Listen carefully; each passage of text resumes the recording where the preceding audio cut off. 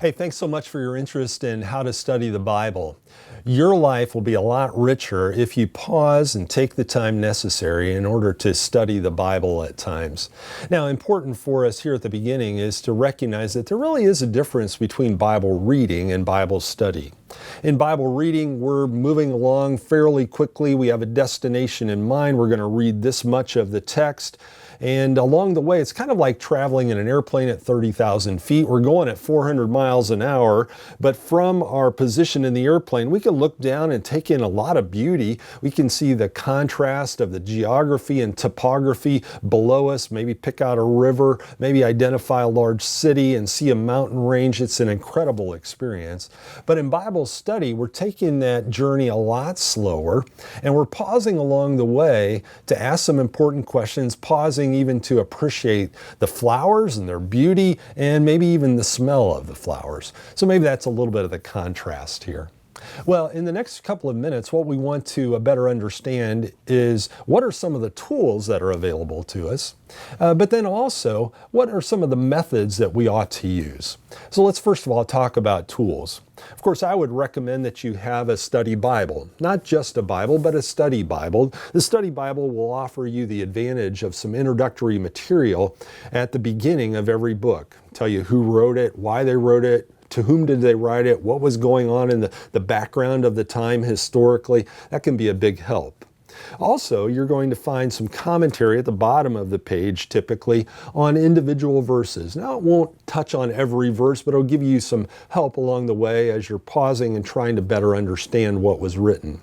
Also, at the end of a good study Bible, you're going to find some maps and atlases that are really going to help you as different geographical locations are referenced in the text that you're reading.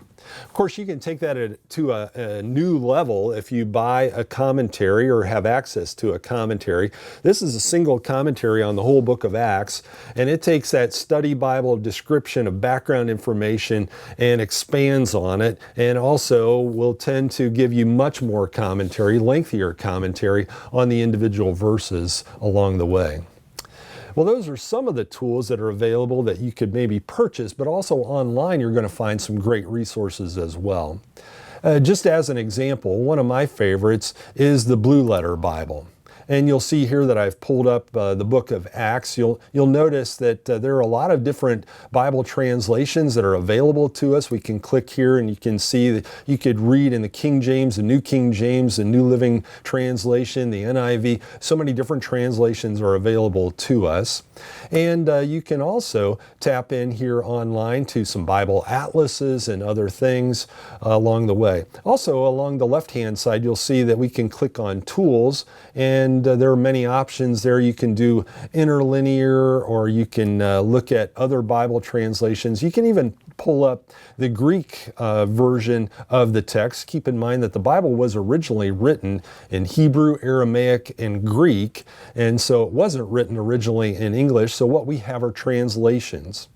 And you'll notice here that the individual words are indicated. You know, the individual words are so important. Jesus even said that we can trust in and rely on God's faithfulness, His commitment to the individual words. Even the smallest stroke, He said, is something that we can count on. It's something that we should give attention to.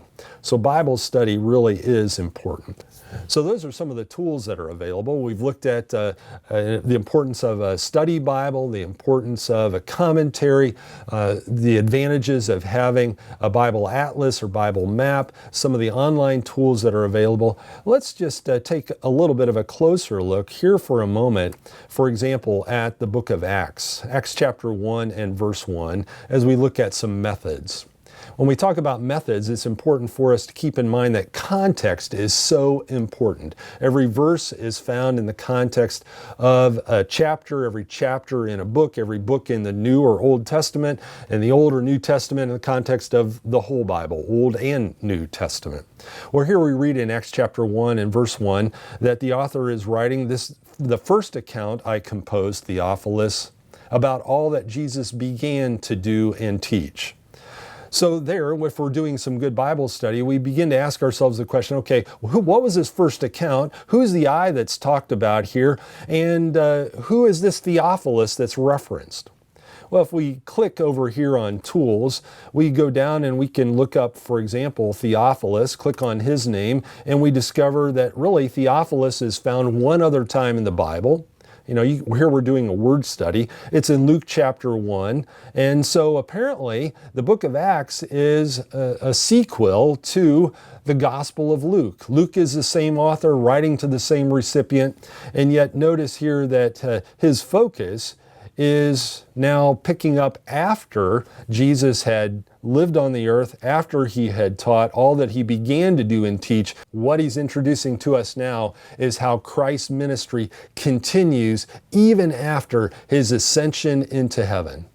Well, there's so much more that we could lock into here, but for now it's important for us to recognize that there are a lot of great tools available. If we pause long enough, we're going to ask some good questions, and if we know where to search, and there are some good tools online, if we know where to search, we're going to discover some answers along the way. We've only begun to scratch the surface on what Bible study can look like. We didn't go into a lot of detail, but one of the things we've learned is how important it is to take a look at the context and to take the time to maybe dive in and look at some key words along the way. Thanks for listening in. Remember, your life will be a lot richer if you take some time for Bible study. God bless.